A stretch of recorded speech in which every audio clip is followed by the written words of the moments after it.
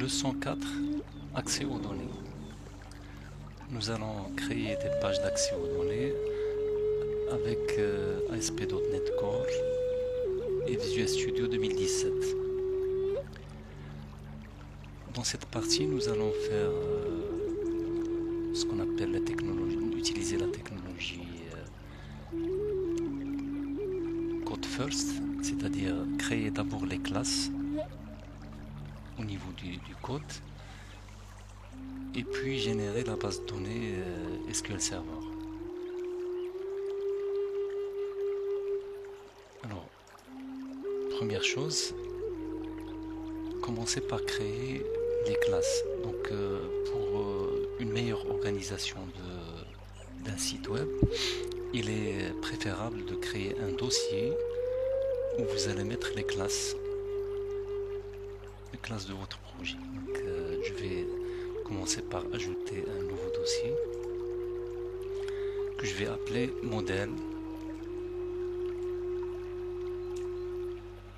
avec S. Donc sur ce dossier je vais placer mes classes. Donc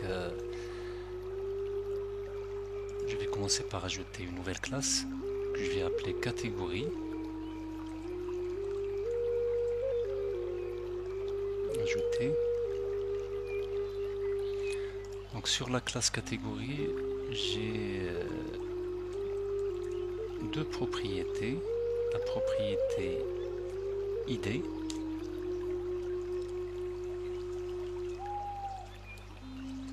de type entier, donc ID,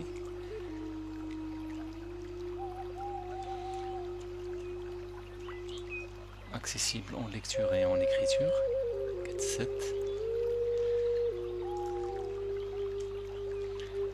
et la propriété nom. Donc je vais mettre le nom en minuscule, comme ça on va découvrir ce qu'on appelle les règles de nomenclature Visual Studio, un certain nombre de conventions de nomenclature. Donc ici get également get7, et vous constatez que le nom a été souligné d'abord en rouge puis en pointillé. Donc avec le message violation des règles d'affectation de nom. Les mots suivants doivent commencer par des lettres majuscules. Donc nous allons pouvoir corriger cette erreur en cliquant sur la petite flèche et sur corriger la violation.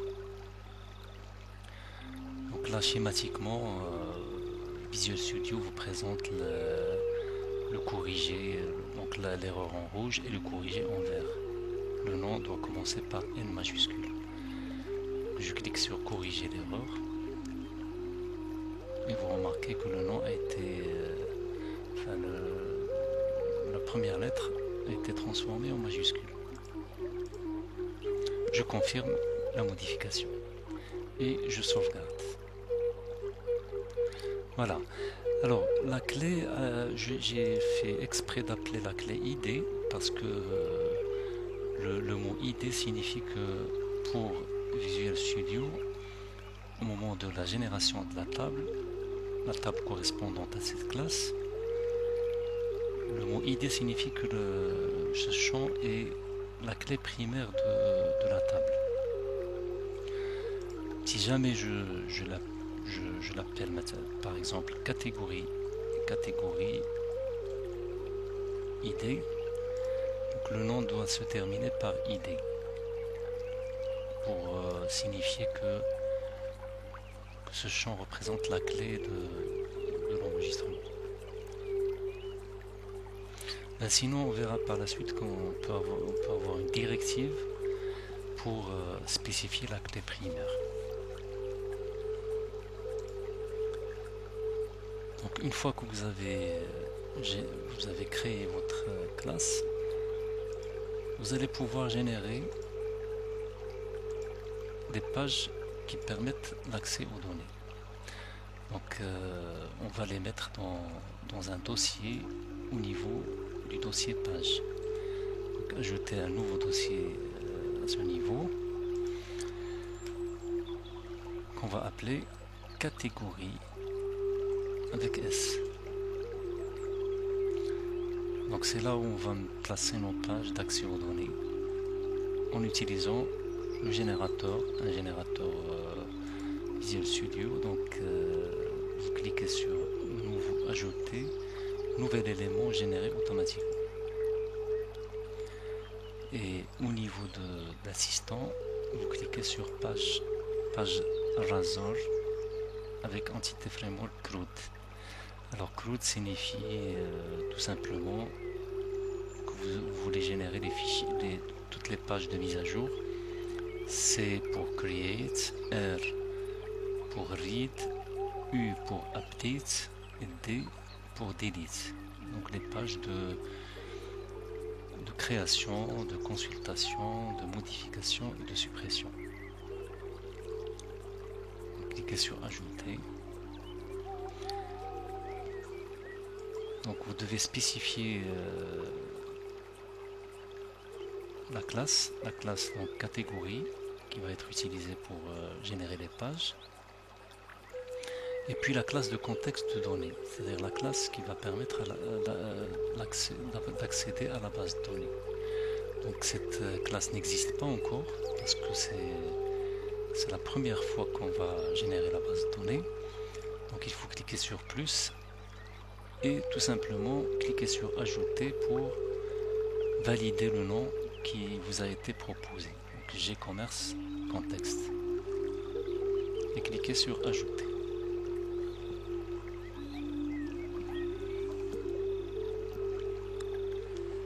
Donc ça prend quelques instants parce que Visual Studio est en train de générer un certain nombre de pages. Donc on verra par la suite la page index qui va afficher la liste des catégories, et puis la page voilà, nous avons la page index, la page delete pour supprimer, la page détail pour afficher, edit pour modifier.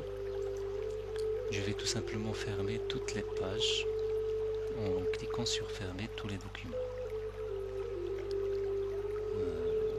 et examinons le contenu du dossier catégorie. Donc vous avez ici toutes les pages, la page index, ensuite la page edit, détail, delete et create.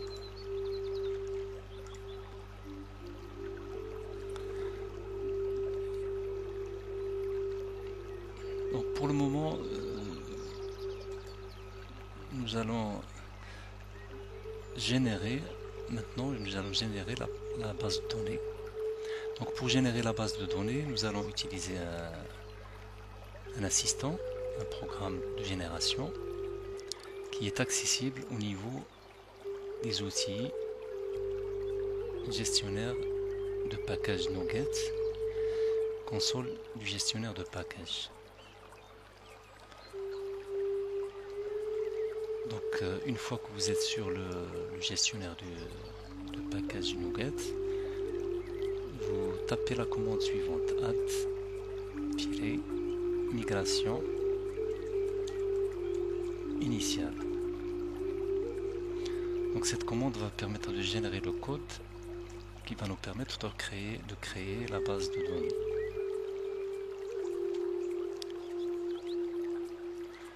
Voilà, une fois que cette commande est exécutée, vous pouvez aller voir sur app setting.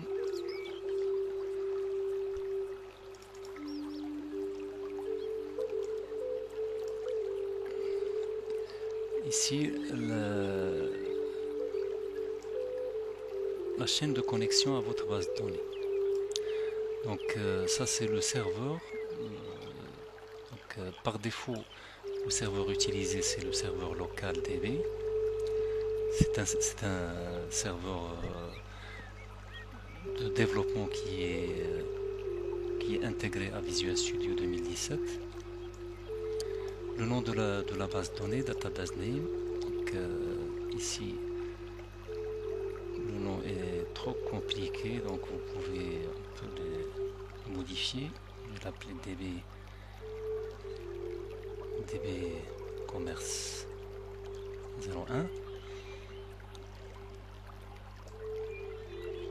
True Set Connection, ça veut dire que le compte Windows va être utilisé pour la connexion avec le serveur SQL Server. Vous pouvez sauvegarder cette chaîne de connexion et revenir sur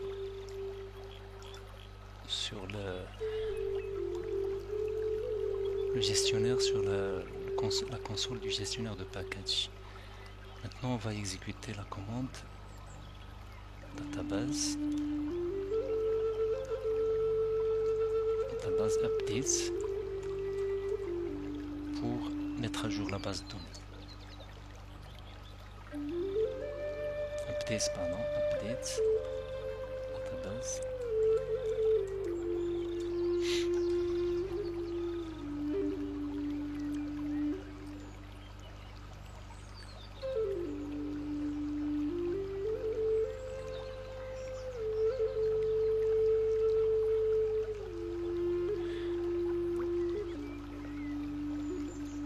Visual Studio maintenant est en train de créer la base de données et de créer la table catégorie. Donc c'est fait. Alors on peut constater l'exécution. Donc ici create database avec le nom qu'on a précisé tout à l'heure, c'est-à-dire dbcommerce 01. Et puis ici la création de la table, create table catégorie, id is not null identity, donc c'est un numéro automatique, le nom varchar max qui accepte des valeurs nulles, et puis la contrainte pk catégorie primary key id, donc qui définit l'id en tant que clé primaire. Alors voyons maintenant l'exécution de notre application.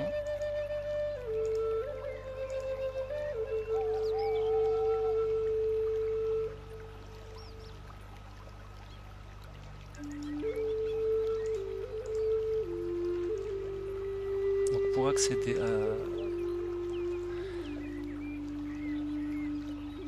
aux pages de gestion des catégories, donc vous ajoutez / catégorie avec S au lien qui est affiché. Donc pour le moment nous n'avons pas de catégorie, la table est vide. On ajoute une catégorie en cliquant sur Create New. Donc là je vais mettre babouche par exemple, catégorie babouche, create, je là-bas, create, babouche, create. Donc vous avez évidemment les boutons pour éditer, pour consulter le détail ou bien pour supprimer un élément. Donc edit pour consulter, donc je peux consulter et modifier, pardon, cliquer sur save ou bien back to list pour revenir à la liste. Détail, back to list, delete, donc là soit je valide pour delete ou bien je clique sur Back to List pour revenir à la liste. Voilà, donc sur la prochaine partie, nous allons examiner le code qui a été généré au niveau des différentes pages et on va voir comment personnaliser ces pages.